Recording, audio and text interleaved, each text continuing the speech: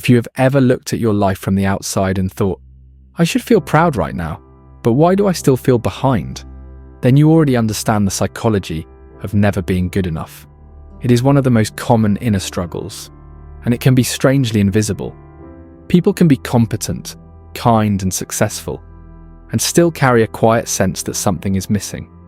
It can show up on good days and bad days, and it has a way of turning even wins into pressure. You reach a goal, and instead of relief, your mind immediately asks, what is next? What if this is not impressive? Or what if I could have done more? Over time, that inner voice can become so familiar that you start believing it is just the truth about you. Imagine someone named Lena.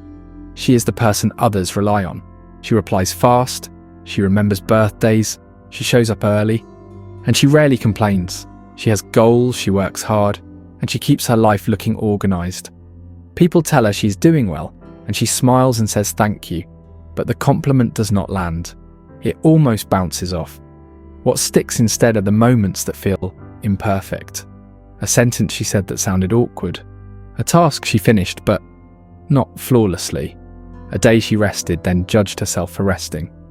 Lena is not lazy and she is not weak, but she feels like she's constantly auditioning for her own life, as if she has to earn the right to relax, earn the right to feel secure, or earn the right to be loved without conditions. If you relate to Lena, you are not alone, and you are not broken.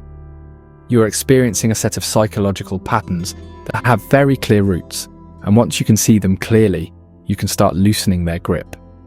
The first root is something psychologists often describe as conditional self-worth.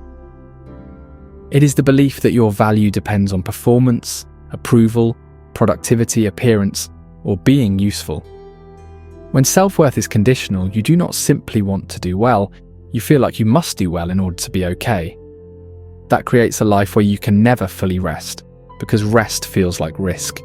You can never fully celebrate, because celebration feels like you are lowering your standards. You can never fully be present, because your mind is scanning for what still needs fixing. Conditional self-worth often begins early, and it can be taught in subtle ways.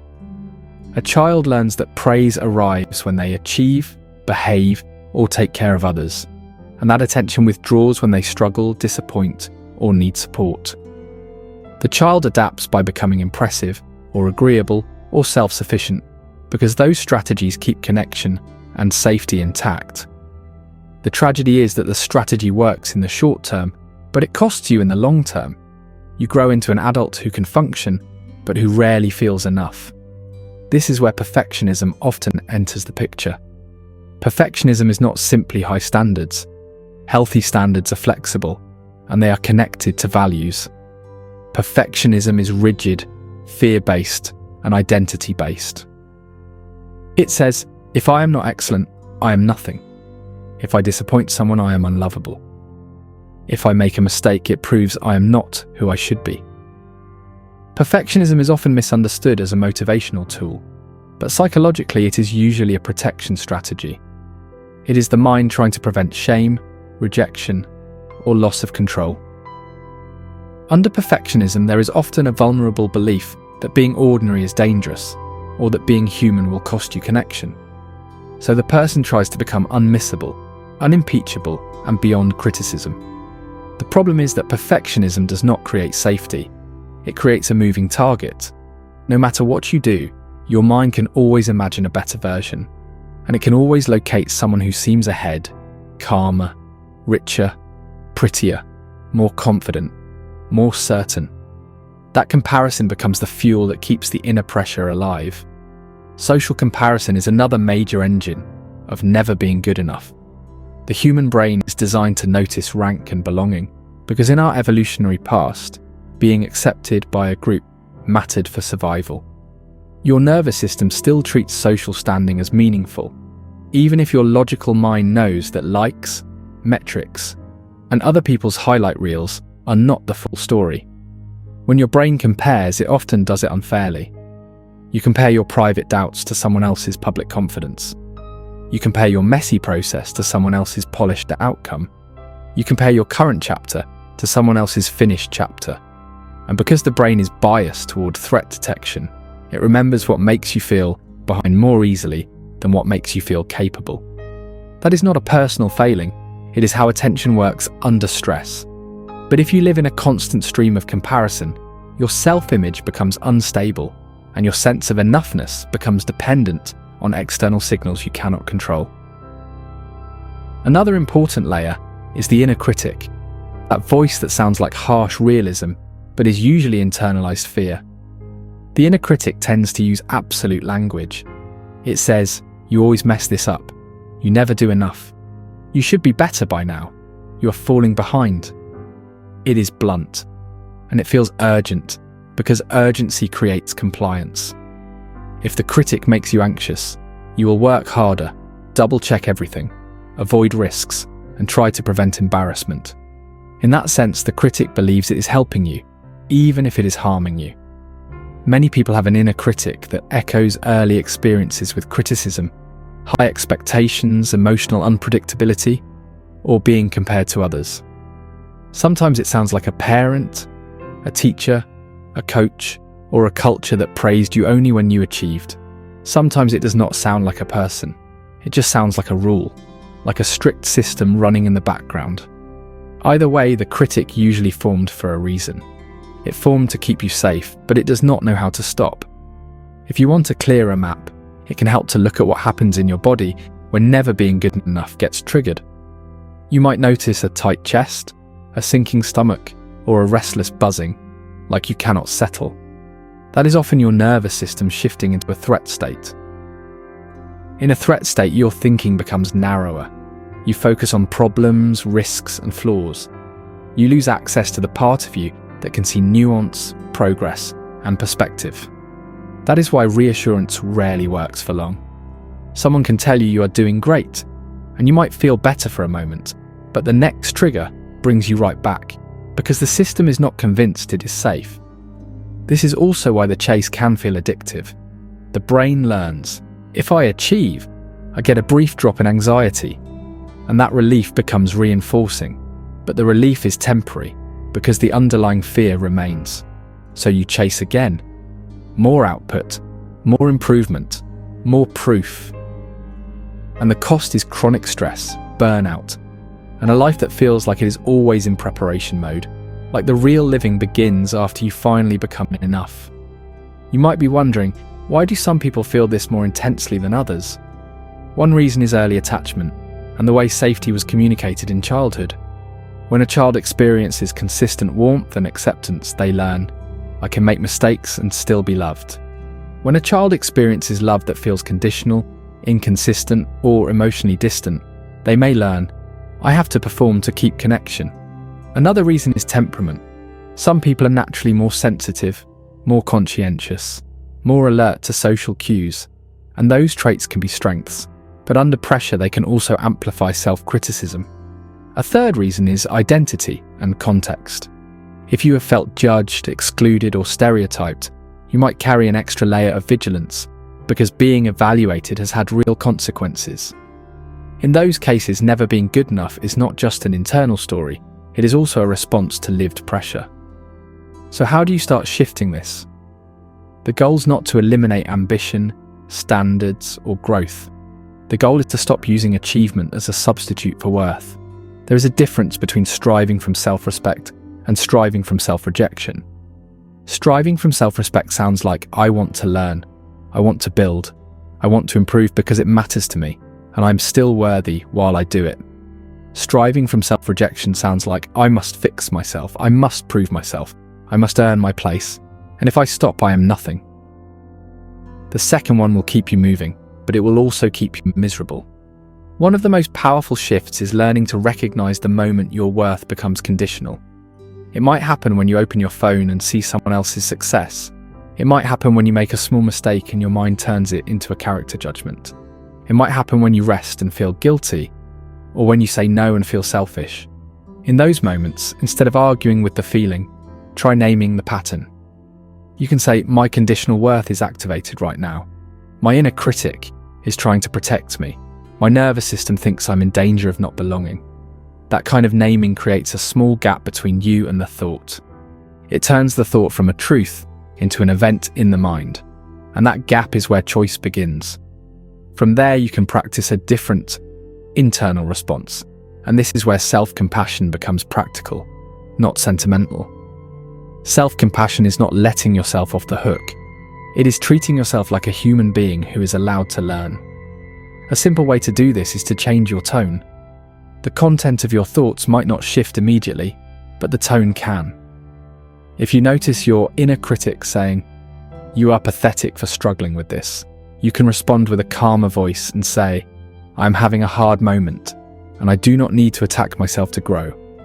If you notice yourself thinking, "I am behind, I should be further," you can respond with, "I am here now, and I can take one step without shaming myself."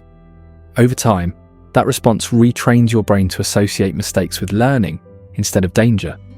Another tool is cognitive reframing, which means questioning the meaning your mind assigns to events. When you feel not good enough, there is usually a hidden belief underneath, like, "If I am not impressive, I will be rejected," or "If I fail, it proves I'm inadequate." Ask yourself, what am I assuming this means about me? Then ask, what else could it mean? You might realize that a mistake means you are tired, not unworthy. You might realize that criticism means someone has a preference, not that you are defective. You might realize that being ordinary means you are human, not that you are doomed. This is not positive thinking. It is balanced thinking, and balance is often what anxiety removes. You can also shift your measurement system. Right now, many people measure worth by outcomes, and outcomes are partly outside your control. A healthier approach is to measure by process and values. Instead of asking, "Did I win?" ask, "Did I act in alignment with what matters? Did I show up with honesty? Did I practice? Did I care? Did I rest when I needed to rest? Did I treat people with respect?